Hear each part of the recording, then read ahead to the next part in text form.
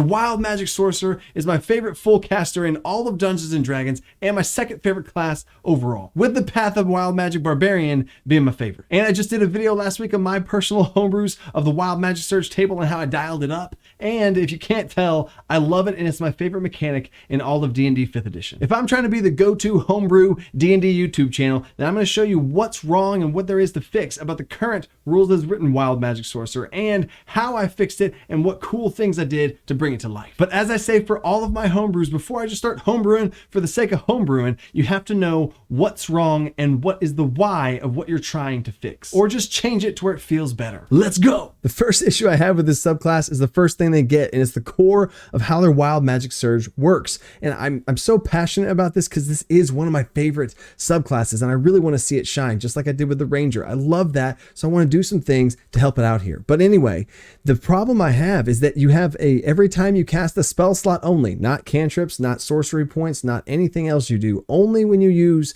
spell slots, which is a very limited resource in the first place, you roll a d20 and you, on a roll of a 1, you get to trigger a Wild Magic Surge. So that's a 5% chance every time you cast a spell.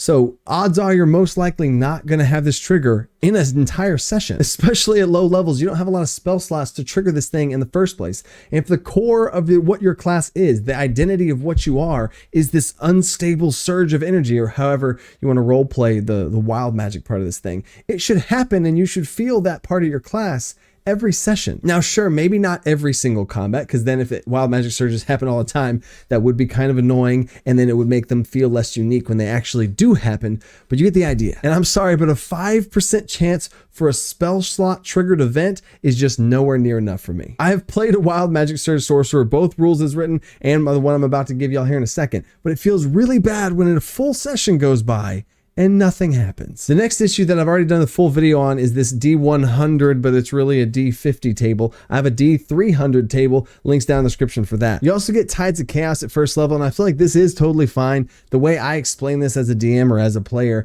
is this wild surge of energy that's what's affecting these rolls, not just luck or happenstance. You can try and explain the flavor of this in different ways. Tides of Chaos is actually pretty cool. Bend luck, I hate it. I don't see the Wild Magic Surge Sorcerer being this like luck-based thing. It's a wild energy based thing. When another creature you can see makes an attack roll, ability check, or saving throw, you can use your reaction to spend 2 sorcery points and they roll 1d4 and apply that number to the roll as a penalty. Or you can use it on your allies as a buff or whatever.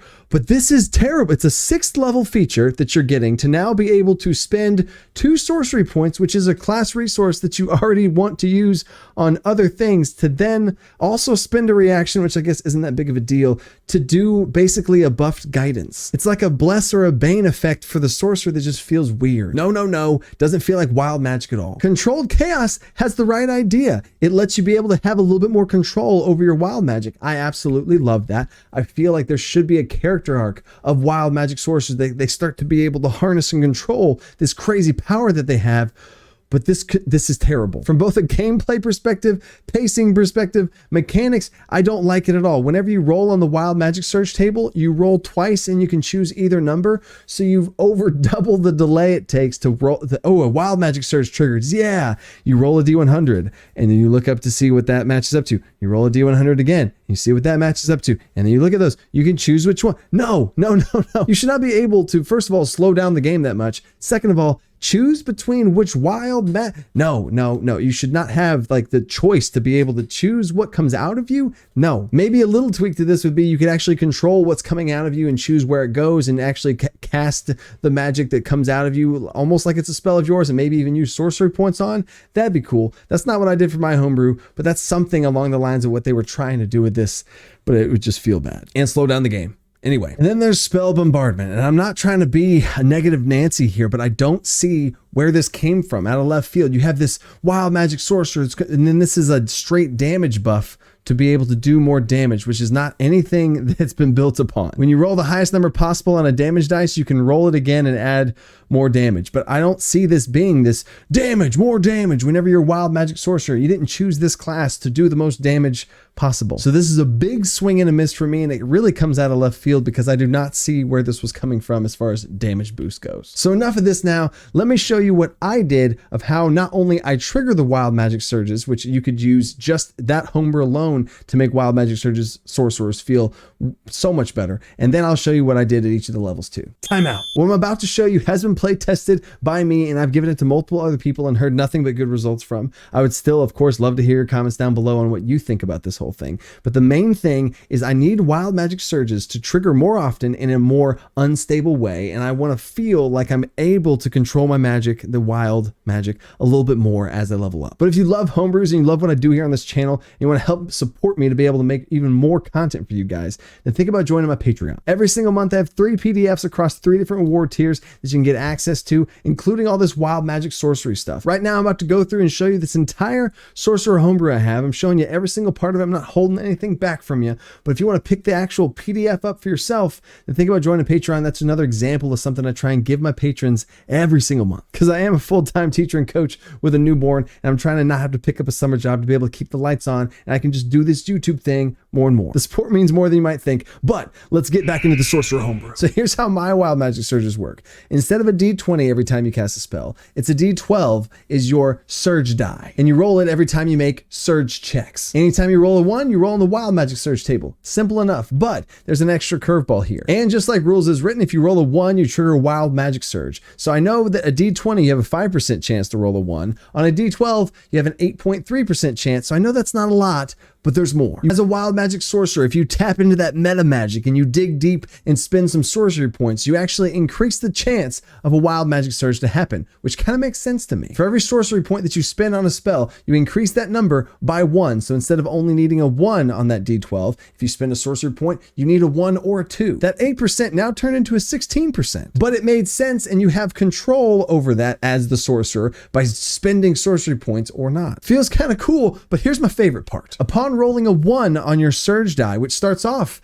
as a D12, you have a little bit more control. It hasn't happened yet. Every Wild Magic Surge that triggers, you become more and more unstable. Again, adding to the feel of this Wild Magic Sorcerer's instability, because it goes from a D12 down to a D10, increasing the, now it's a 10% chance to roll a 1, 20% chance to roll a 1 or a 2. You see where I'm going? This thing keeps decaying down to a D8, a D6, all the way down to a D4. But don't worry, when you take a long rest, your surge die recovers by 1. So if it was a D8 and you wore yourself all the way down to there, from Wild Magic Surges, it goes up to a D10. From personal experience and the feedback I've gotten, the math on this of the percent chance I've tried to find with the controllability of how much or little you use your sorcery points on top of all this feels exactly right to me, because you can have sessions that it happens a lot, but it doesn't feel like it's too much and overwhelming. And then you can still have times where you only at least get 1. And of course, there could be a time mathematically where you have 0 Wild Magic Surges trigger in an entire session, but it's just far less likely with this. Timeout. The purpose of homebrew is to find the right balance for you. You need to find the right balance of what is too much or not enough for this. Maybe the change for you is just taking the D20, changing it to D12, and call it a day. Maybe you don't like the sorcery point upgrade. Maybe you don't like the dice decaying. Whatever it is, maybe you want to have every time you take a long rest, it resets all the way back to full, or it resets also on a short rest. Whatever you want to do, add and tweak all of these different things. The rules as written sorcerer has a D20 and it rolls a 1. That's it. There's no variables to shift and change around. I urge you to find the right balance for you. And if this is too much, I've done the best job I can to give you the best version of it that I feel like, but I don't know you specifically, and only you can tweak it around to find the right balance for you and your table. And another bonus homebrew on top of this homebrew is, instead of the system I just said, another thing that I've given to someone who didn't really like this system, I try to rack my brain, think about something for them, was you have a D12 Wild Magic Surge die that's always a D12, but the number that you have to roll to trigger Wild Magic Surge equals your spell slot level. This was a patron of mine, and some of the higher reward tiers I offer one-on-one homebrew coaching, and they wanted to feel unstable when they cast higher level spells. So if they cast a 6th level spell,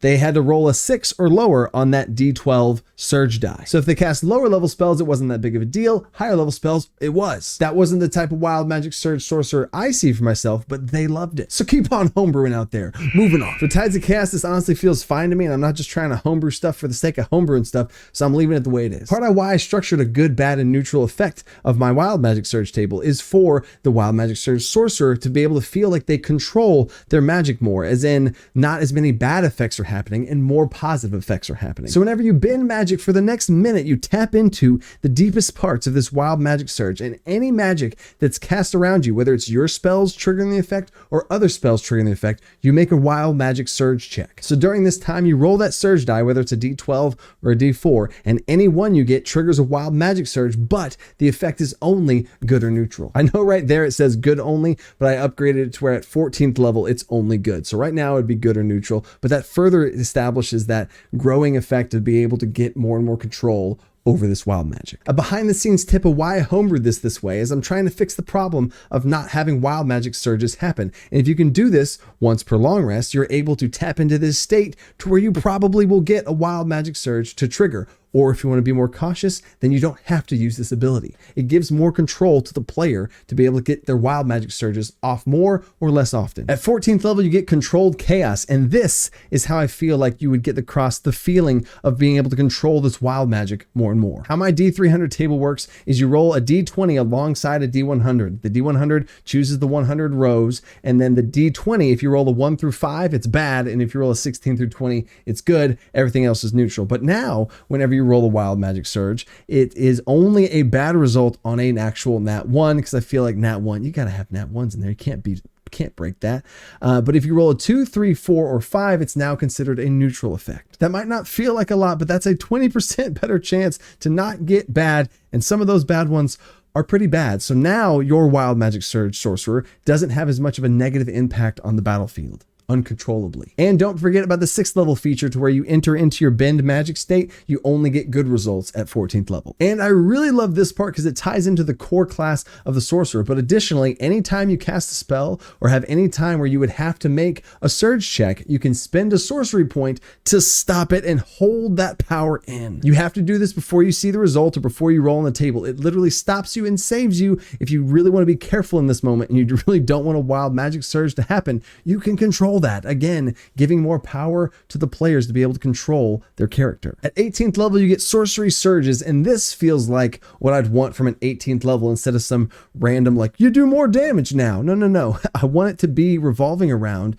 the feeling of why I chose to be this class. So whenever you cast the spell that triggers a wild magic surge, you just casted a spell, it triggered a wild magic surge, you get additional 3 sorcery points to spend for free. And please don't think that this is too crazy. This is 18th level now. Keep that in mind. Usually you can't do this, which is why this is such a cool, unique effect of this crazy, intensely powerful magic that you can kind of control more and choose what you're spending these sorcery points on, and you can spend multiple. And call me crazy, but me as a DM, I would let them also spend those sorcery points on whatever the wild magic surge effect is too. If it made sense, and it seems like you could be able to do that, but again, that would be on a case-by-case basis, but that'd be pretty sweet. I have done this style of video once before with the Homebrew Ranger fixes, and if you guys like stuff like this, I have a lot more in store with my personal favorite subclass ever of the Path of Wild Magic that have fixes for that, because that has some stuff, maybe it's because I'm a little biased because it's my favorite, that I want to see changed. And there's entire huge things like the Monk fix that I've kind of been working on. But videos like this take a lot of time for me to homebrew these things to get them to where it really feels right before I feel comfortable sharing it with you guys. So depending on how well these videos do is how many of them I'll make. So share them with your friends, hit that like button. It really does help a lot. If you want to help and support this channel even more, subscribe, join Patreon right here. If you want to check out that Wild Magic Surge table that I did a full breakdown on, links right here. So until next time, stay creative and think outside that box. Peace.